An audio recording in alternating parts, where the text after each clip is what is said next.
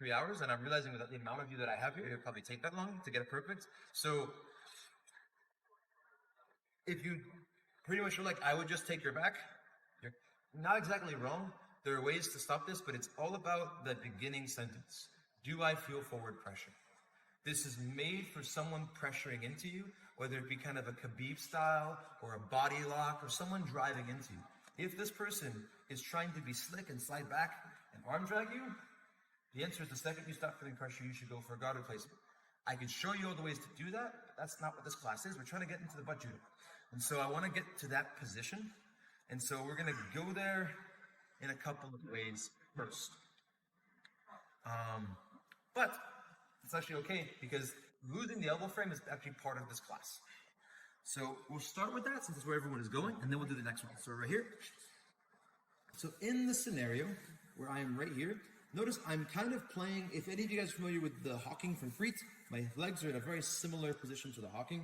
My shoulders are back, my elbow is under. This is kind of very similar. So we'll go out of order of what I was planning, but I think it also still works. So we're going to actually imagine that that did happen, that you screwed up and your partner just pummeled their head past your elbow. In that case, do you see Natasha's armpit right here? My elbow is right there. All I'm going to do is I'm going to collapse and put my hand underneath it, like so. I'm going to take my elbow and bite her shoulder. And I'm going to take my other elbow and bite her wrist. If you don't like that, you can grab like this. Some people like, I want to grab my hand. That's fine. This is okay. But all I'm going to do is I'm going to come right here. And all I'm going to do with my knees like this is switch my knees and come to my knees. And we're going to do a seoi nage, but from our butt. And there's two, actually, the seoi nage will, very, very important. Do not be violent with this. We all saw the guy who got paralyzed in that $35 million lawsuit. I am not telling you to paralyze yourself. So if you hurt yourself, I don't have that kind of money. So, so Natasha will tell you how the uke is going to protect themselves. So what I want you to do is they're just going to roll. But even if they don't roll, they should be okay. The only way you can hurt yourself is if you consciously try to drive your forehead into the mat. It was made illegal in judo years ago. It's called head diving. Do not spear your skull into the mat when you try to be thrown. It's just bad. But for me, being responsible, if I feel that, it's my job to kind of duck my butt out. If I feel too much resistance, this should either feel easy or it's just not going to happen. So I switch my knees. I rise underneath the top. So right now, you see on my back, it's underneath her chest. This means I'm going to throw her.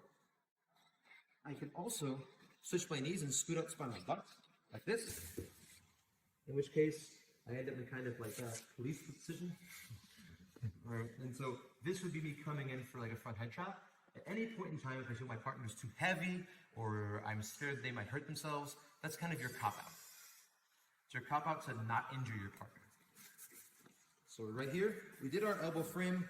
We're going to lean into the idea that maybe we just had bad timing this time. She slips around it. My elbow is staying here. And so her arm was right there. I'm going to come through and catch this. My elbow's biting, elbow's biting. I switch my knees and come underneath, my chest is here. All I'm going to do is begin raising my back and turning. And it looks magic. And the cool thing about this is that every time you do this in a roll, for me, I count these like submissions. Because the response that I get is just like a submission. Everyone laughs and like, to me, that's worth more to me than like sneaky ankle locks. Like I love it. The key detail of my body is that I'm here. I'm switching my knees.